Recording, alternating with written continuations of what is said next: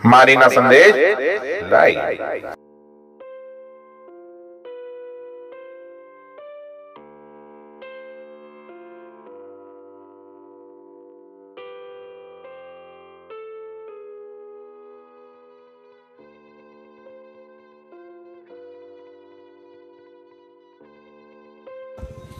स्वागत है आपका मारीना संदेश में। और इस समय मौजूद है उत्तर प्रदेश के जनपद मऊ के कलेक्ट्रेट में। हम दिखा सकते हैं आपको कि आज एक अचानक सनसनी तब फैल गई उत्तर प्रदेश के जनपद मऊ में जब कलेक्ट्रेट सभागार में भयंकर तरीके की आग लग गई शॉर्ट सर्किट से और पूरे जनपद में खड़बड़ी का माहौल बच गया।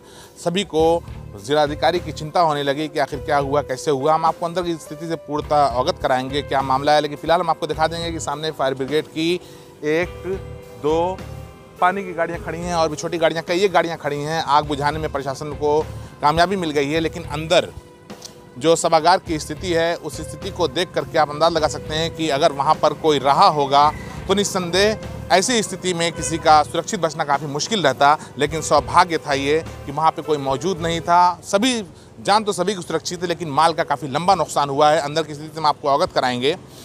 बिल्कुल गुलजार दिखने वाला कलेक्ट्रेट सभागार चक विक्षत हो चुका है और ऐसी स्थिति में ऐसा प्रतीत हो रहा है कि कहीं ना कहीं कुछ मिस्टेक हुई है या सुरक्षा में कुछ ना कुछ कमी हुई है, जिसकी वजह से इतनी ज़बरदस्त आग लग गई। लेकिन प्रशासन द्वारा आग पे काबू पा करके जल्द ही काफ़ी बड़ी घटना को होने से रोका गया है। केवल कलेक्ट्रेट सभागार तक ही मामला सीमित रह गया जो आग बढ़ सकती थी। आगे की स्थिति में आपको अंदर से चल के हम आपको दिखाते हैं। हम कलेक्ट्रेट सभागार के अंदर हम प्रवेश कर रहे हैं। वहाँ की स्थिति में आपको दिखाएंगे किस तरीके से धुआं हो चुका है और बिल्कुल घुटन का माहौल अंदर है। अंदर चलते हैं। हम चाहेंगे कैमरामैन साहब से कि सामने की स्थिति दिखाएं कि हर वक्त उजाला और गुलजार रहने वाला कलेक्ट्रेट बिल्कुल धुआं हो चुका है। छतें काली हो चुकी हैं, बिल्कुल घुटन हो रही है, सांस लेने में दिक्कत हो रही है। ऐसी स्थिति में यहाँ पर क्या कुछ देर पहले का नज़ारा रहा होगा जब ज़बरदस्त आग रही होगी। हम चल के आपको अंदर की स्थिति से हम आपको अवगत कराते हैं। आपको ऐसे यहाँ देखने में काफ़ी दिक्कत हो रही होगी, अंधेरा अंधेरा दिख रहा होगा। ये अब हम चाहेंगे कि अंदर आए कलेक्ट्रेट सभागार में। यहाँ का भी वातावरण, अंदर का वातावरण काफ़ी गर्म है। ऐसा प्रतीत हो रहा है कि यहाँ पर एकदम अभी भी कहीं ना कहीं आग का जो गर्मी है वो महसूस हो रही है। यहाँ सामने घड़ी पे दिखाएं घड़ी की क्या हाल हो चुकी है। 12:10 पे घड़ी रुकी है, यानी कि इसी आसपास में फायर ब्रिगेड यहाँ पर पहुँची है और आग बुझाई है तो घड़ी बंद हुई है। यहाँ पर देख सकते हैं कि सामने डीएम साहब जहाँ बैठते हैं वहाँ की स्थिति देख सकते हैं कि दीवारों की स्थिति देख सकते हैं कि बिल्कुल सब क्षत हो चुका है। डीएम साहब की कुर्सी के पास अंदर पूरा पानी भरा हुआ है। यहाँ पर तमाम पंखे वगैरह सब डैमेज हो चुके हैं, सब टूट के जल के ख़त्म हो गया है। सामने दिखाइए जहाँ डीएम साहब बैठते हैं, ये यहाँ का दिखाएं आप। टेलीफोन वगैरह की हाल दिखाएं कि क्या हाल हो गई है। सिर्फ आँच से कितनी ज़बरदस्त यहाँ आँच रही होगी। सभी माइक वगैरह ख़राब हो चुके हैं। यहाँ पीछे आप आएँ,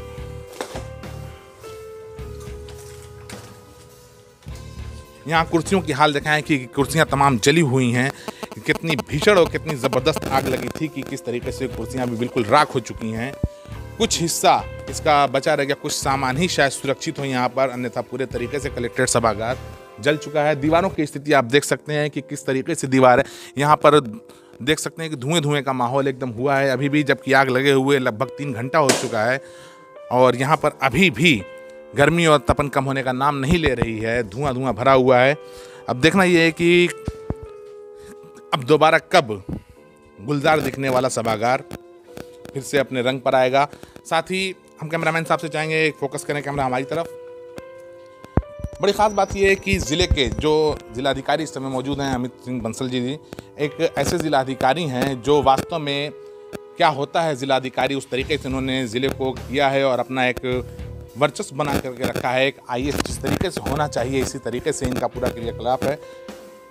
यहाँ पर जो इससे पहले प्रथा चल चुकी थी कि डीएम और अन्य लोगों के बीच में भेद पता नहीं चल रहा था, डीएम अपना काम नहीं समझ रहे थे और यहाँ के अन्य कुछ दलाल प्रवृत्ति के लोग थे जो यहाँ आ करके अपना घर बनाए हुए थे।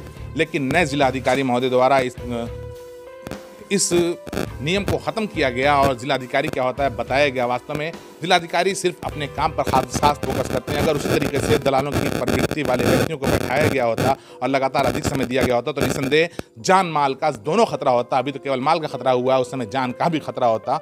लेकिन इसमें कहीं ना कहीं जिलाधिकारी अमित सिंह बंसल द्वारा जो किया गया है ये निसंदेह एक सराहनीय कार्य है, जिसकी वजह से कहा जा सकता है कि आज कोई जान का खतरा नहीं हुआ है। कुछ महीने पहले दलालों के कब्जे में रहने वाला सभागार, कलेक्ट्रेट सभागार, इस समय आप देख सकते हैं कि पूरे तरीके से जल चुका है। ये कह सकते हैं कि इसका शुद्धिकरण अब हो जाएगा और जिलाधिकारी अमित सिंह बंसल द्वारा एक नया रूप इसको दिया जाएगा और जो नियम बना हुआ था दलालों से घिरे हुए का, उसको ख़त्म कर दिया गया। ये कह सकते हैं साफ शब्दों में कि दलालों की दाल नहीं गल पाई डीएम के पास, जिसकी वजह से यहाँ पे सभी की जान माल सुरक्षित है। जिस समय आग लगी उस समय आंखों देखा हाल हमारे एक पत्रकार बंधु हैं नौरतन उर्फ नूरू जी, ये पूरा आंखों देखा हाल आपको बताएंगे, पूरी घटना से आपको अवगत कराएंगे किस तरीके से आग लगी और कैसे आग पे काबू पाया गया। जी नौरतन जी बताएं आप।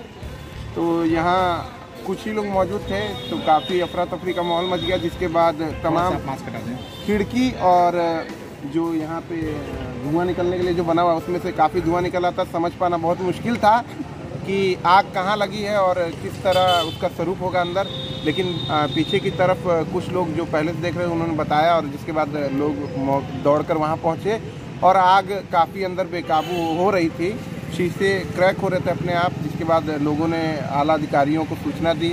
फायर ब्रिगेड की टीम भी आई, आला अधिकारी भी यहाँ के मौजूद हुए उस समय और अन्य लोग मौके पे आला अधिकारी कौन कौन से मौजूद थे? सिटी मजिस्ट्रेट साहब आए और एडीएम साहब आए, जिन्होंने और फायर ब्रिगेड की पूरी टीम मिलकर मौके पे आग बुझाने में लगी हुई थी। और यहाँ की कलेक्ट्रेट काफ़ी बड़ा परिसर है तो अन्य विभाग के अधिकारी भी यहाँ मौजूद हो गए थे लोग। तो आपके अनुसार मतलब वो आग लगने का क्या कारण होगा, कहाँ किस स्तर से लापरवाही हुई होगी या क्यों हुई? शॉर्ट सर्किट इसका मुख्य कारण माना जा रहा है और इसकी पूरी विवेचना अधिकारी ही दे पाएंगे।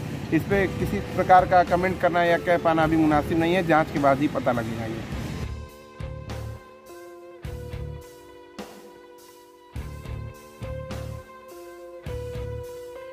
खबरें पसंद आई हो तो लाइक करें, शेयर करें, कमेंट करें और इसी तरह खबरों का ताज़ा अपडेट पाने के लिए हमारे चैनल मारीना संदेश लाइव को सब्सक्राइब करके घंटी वाला बटन दबाना ना भूलें।